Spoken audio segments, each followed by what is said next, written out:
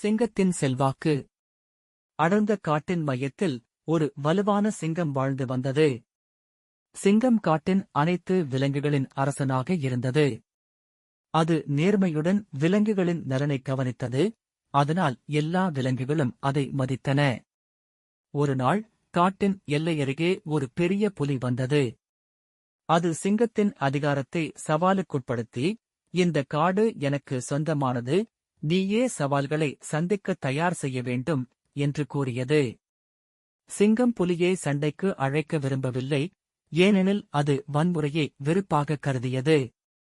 ஆனால் புலி விலங்குகளுக்கு பயம் தர ஆரம்பித்தது. அப்பொழுது சிங்கம் அறிவுடன் செயல்பட வேண்டும் என்று முடிவெடுத்தது. அது புலியிடம், நீ என்னை சவாலிட விரும்புகிறாயா? வாங்க, நாம் வெற்றிக்கான அறிவுப் போட்டி நடத்தலாம் என்று கூறியது.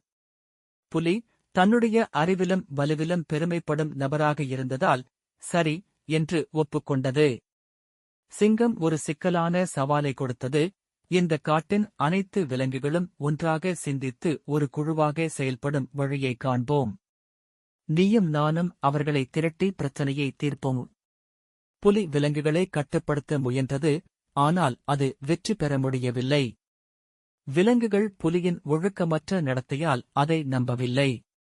ஆனால் சிங்கம் நேர்மையாகவும் நியாயமாகவும் பேசினது. விலங்குகள் தன்னம்பிக்கையுடன் சிங்கத்தை அனுசரித்தன, மேலும் ஒருமித்த குழுவாக கொண்டு கொண்டன. புலி தோல்வியடைந்தது. இந்தக் காட்டின் உண்மையான அரசன் நீதான் என்று புலி சிங்கத்திடம் ஒத்துக்கொண்டது. அந்த நாள் முதல் சிங்கம் தனது அறிவும் நேர்மையும் கொண்டு காட்டின் நலனை கவனித்தது. விலங்குகள் அமைதியாகவும் பாதுகாப்பாகவும் வாழ்ந்து வந்தன. கதையின் நெறி.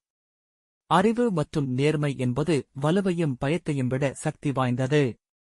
மற்றவர்களை மதிக்கும் மனப்பாங்கும் ஒருமித்த செயல்பாடும் உண்மையான வெற்றியை ஏற்படுத்தும்.